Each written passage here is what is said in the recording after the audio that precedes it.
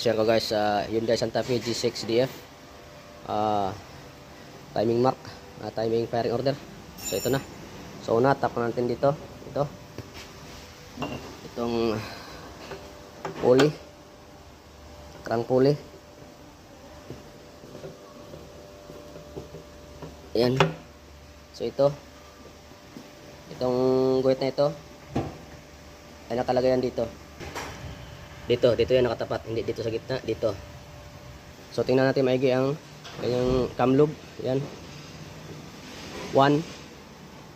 Ito ang top nya. Pag V6 nasa kanan ang bangkwan, ang top nya. So running mate dito 6.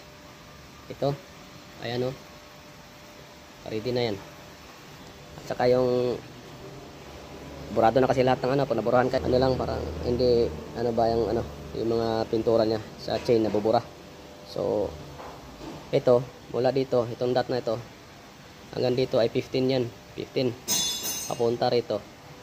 Mula naman dito hanggang pababa yan, papunta roon, papunta rito sa may dot ay 37 yan, 37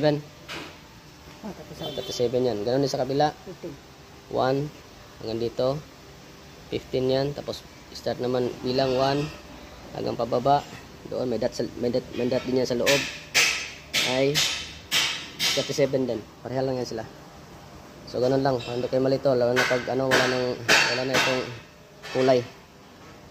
Pero lang kung bibili kayo ng bago, may kulay yun. Kung ikabalik na walang kulay, so may idea na kayo. 15-35 lang yan. Tapos stop ito magkaharap itong nguso na ito. So yun lang, Alright TV. Okay na ito, yeah.